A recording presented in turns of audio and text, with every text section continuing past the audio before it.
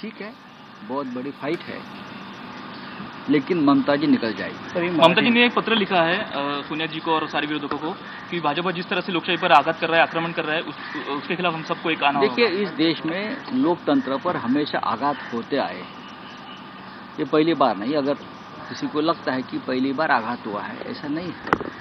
इस देश में लोकतंत्र पर हमेशा आघात होते रहे हैं और इस आघात के खिलाफ जनता, इस देश के विरोधी दल लड़ते आए हैं। इसीलिए तो इस देश का लोकतंत्र हमेशा जिंदा रहा, हमेशा।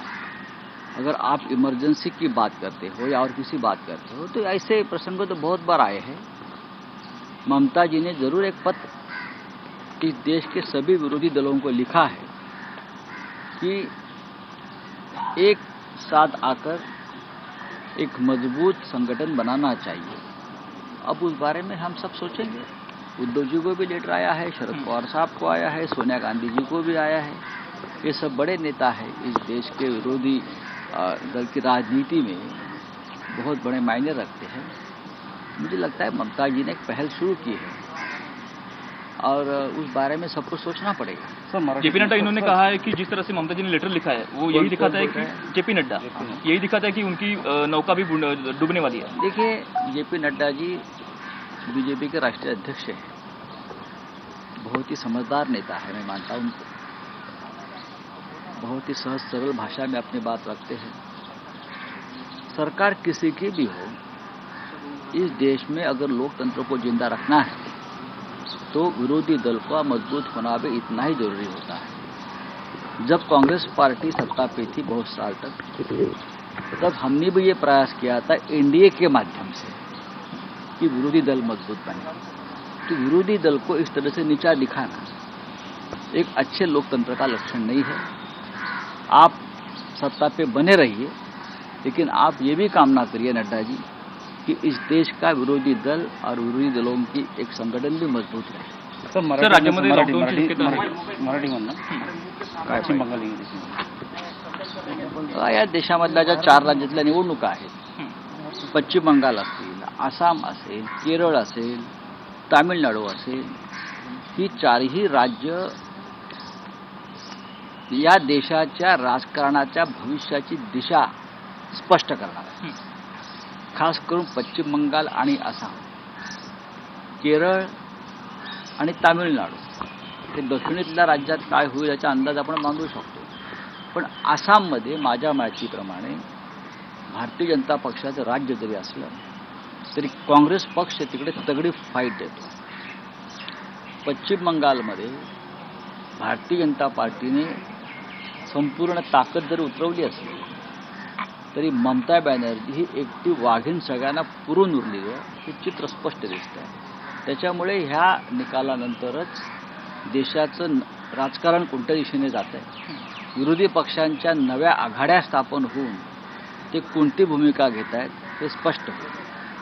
तर राज्यात लॉकडाऊनची परिस्थिती आहे, बरंच राजकारण चाललंय, बरंच विरोध आहे। मला असं वाटतं की लॉकडाऊन किंवा कोरोनाचं राजकारण कोणी करू नये। राज्याचे मुख्यमंत्री आणि आरोग्यमंत्री हे जे सांगतायत ते जनतेच्या आणि राज्याच्या हितासाठी सांगतायत। किंबहुना सगळ्या विरोधी पक्षाच्या घटक पक्षांनी सुद्धा मुख्यमंत्र्यांच्या हातात हात घालून महाराष्ट्रासाठी काम केलं पाहिजे। पवार साहेबांनी तुम्ही जाणार आता भेटायला?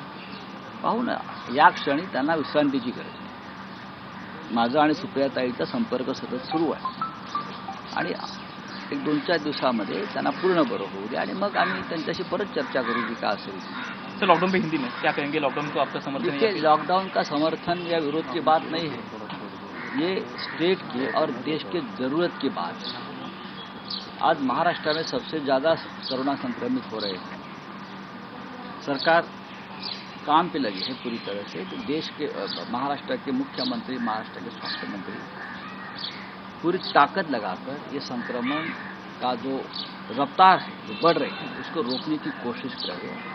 तो इसमें जनता का भी सहयोग चाहिए। अगर जनता का सहयोग चाहिए तो इस राज्य के जो विरोधी दल है उसने राजनीति नहीं करनी चाहिए। राजनीति से हटकर ऐसे कामों में सरकार का हाथ बटाना चाहिए, तो ही ये सब कुछ ठीक ठाक हो जाए। चंद्रकांत पाटिल कहते हैं कि लॉकडाउन ये उपाय नहीं है।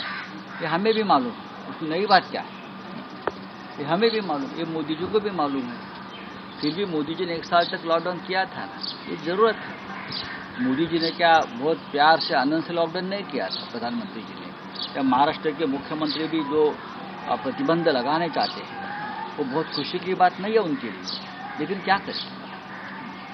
कशी वाट लावली दुकान कसं आज आहे पश्चिम बंगालमध्ये नंदीग्रामसह 30 जागांसाठी मतदान होत आहे। त्या पार्श्वभूमीवरती संजय राऊत बोलत होते।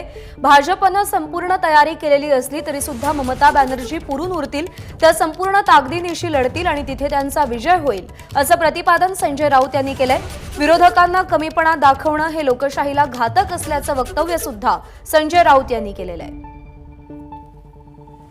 पश्चिम बंगाल, आसाम, केरळ आणि तमिळनाडू या 4 राज्यांच्या निवडणुका हे देशाचं राजकीय भवितव्य ठरवतील। या निवडणुकांचे निकाल हे देशाचं राजकीय भवितव्य ठरवतील, असं प्रतिपादन संजय राऊत यांनी केलेलं आहे।